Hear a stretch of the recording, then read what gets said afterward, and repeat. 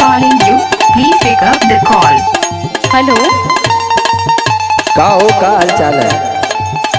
अरे तनी रतिया का 1:30 बजे फोन करत हुआ का? अरे पगली, 1:30 के चक्कर में यहाँ 3-4 कब बज जाता कुछ पता न चलत है। ओ कहे?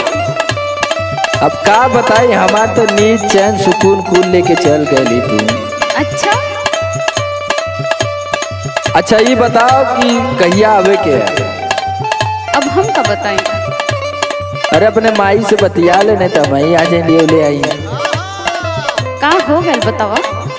चूमी लफटुआ रतिया में,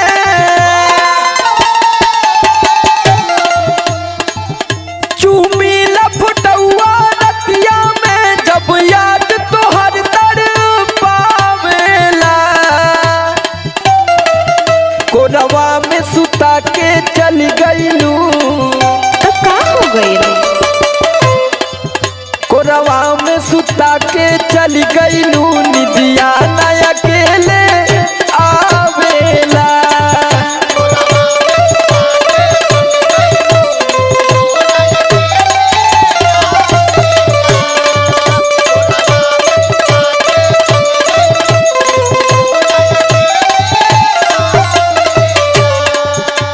अरे अब तो उसे हम का कहीं? कहा कुछ कहा? अरे उहे हाल हमरो भइल बा जवन तुहार हो गइल बा। अरे वो दे आलोक वो भौजी भी चल गली, वो देखती कि ढनकत हुआ यहाँ हुआ। हाँ सुना सुनावा। चूड़ी कंगना बिंदिया पायल, चूड़ी कंगना बिंदिया पायल, रोज पिया पिया बोलावेला। जहिया से नैहर चली आईली, जहिया से नैहर चली आईली, इंडिया ना अकेले आवेला।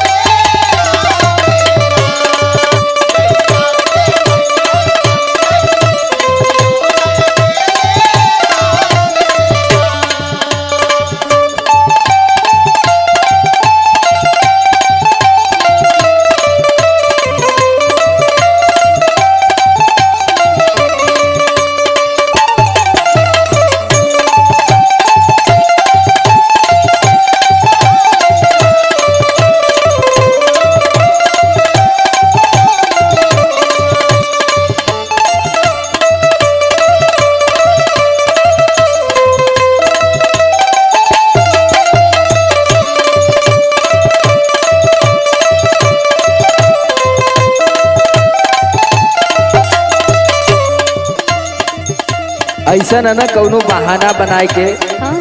अपने माई से बोले कि उनका तबीयत बहुत खराब है। अरे ऐसे कहे को तारा? अब बिना बहाना पहले जल्दी कुल छोड़ी है ना। जाना तो कि 3-4 दिन का दूसरे घर जाके सुतत हुआ। जब से जिंदगी में आईलू तू,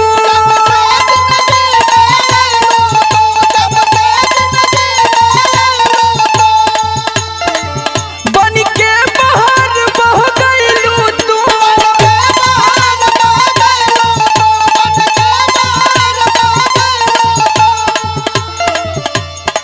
अभी जान ला कि ना आईबू तो हमरे कोनो रोग हो जाए, हम तनिको सूत ना पावत ही। अरे सुतल करा काहे नहीं सुतल? बहुत मेहनत करत ही तब ना सूत पावत हम एकदम।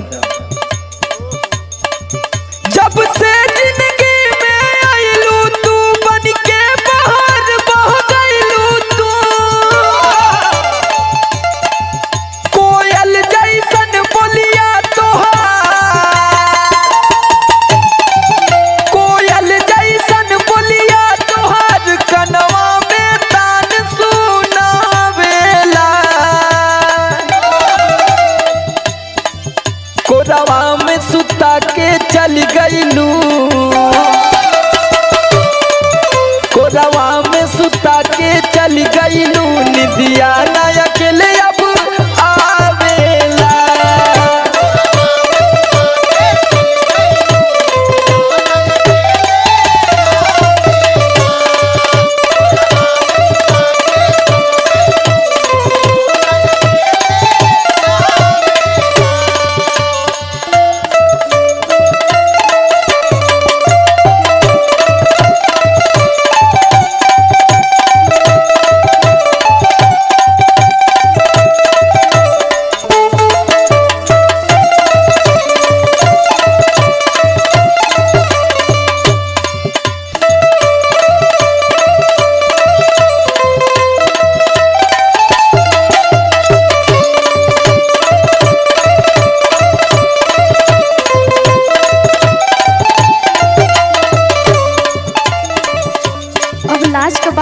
का बताई। कैसे हम का करी कुछ समझ में ना आवत है। का चाहती कि हमारो हालत आलोक भैया मतीन हो जाए। वो तो 3-4 दिन से घर में ना आवत हो, पता नहीं कहाँ रहत है। मनोज भैया के घरे सुतत हो जाके। सुना सुनावा। तू का जनबा सैया कैसे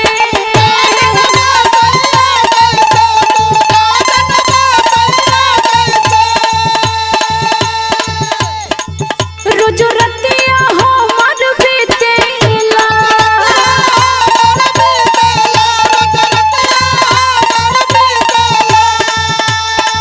का तो के नींद ना आवत है का?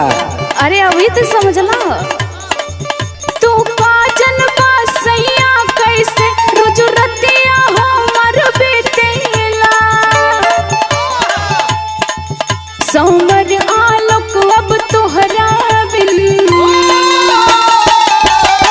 समर आलोक अब तोहरा बिन दिल चैन कहिना पावेला जहिया से नैहर चलियली जहिया से नैहर चलियली इंदिया नायक के